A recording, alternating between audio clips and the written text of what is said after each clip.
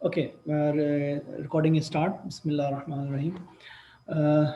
Today date is 14th October 2020, a classwork. Now class, we will start our reactions, particles and their collisions.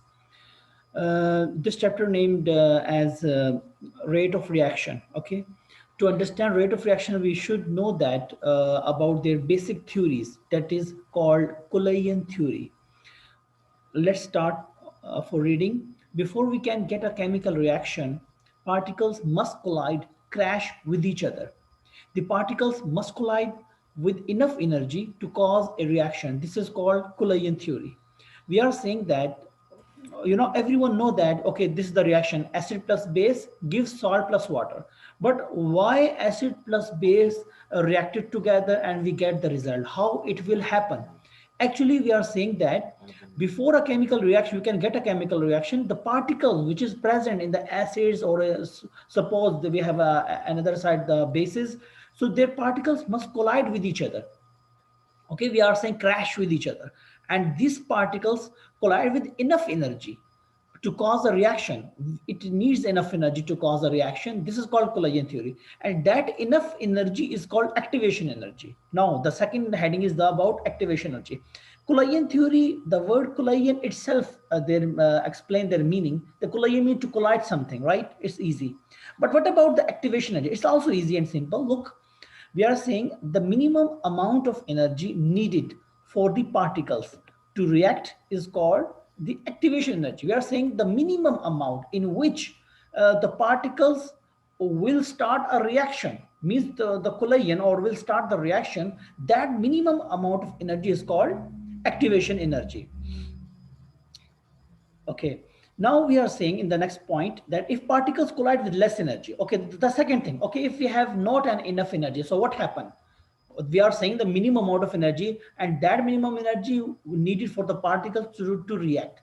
We are saying, on the other hand, if it is not available, or it is not enough, so what happened? We are saying if particles collide with less energy than the activation energy, they will not react. Simple, reaction will not proceed. We are saying that reaction will not proceed.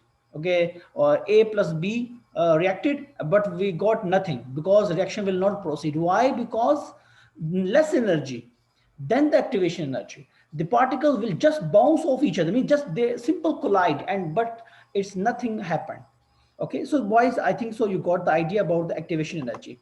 The next point we have, even we already get got this idea about the rate of reaction, but here we are dealing with their units as well. We are saying change in concentration, amount of reactant into product in unit time is called rate of reaction. I'm repeating again, boys. Yeah, rate of reaction, we are saying change in concentration. Look, concentration means amount, a quantity of reactant into product, reactant into product in unit time. So divided by time is called rate of reaction. This is you can say a mathematical representation, equals to delta C. Same thing I already explained you in yesterday about a delta change.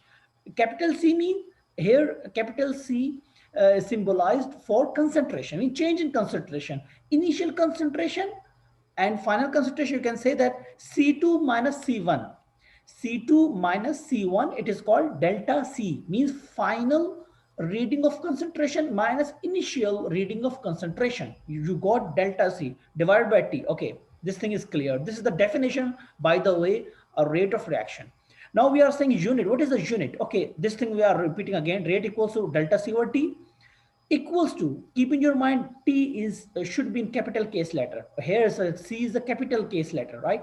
And small t, it is a small case letter, equals to mole per decimeter cube. This is minus 3.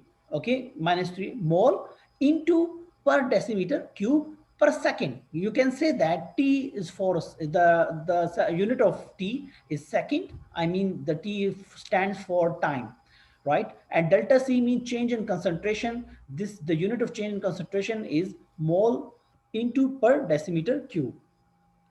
Okay, hopefully you got understanding.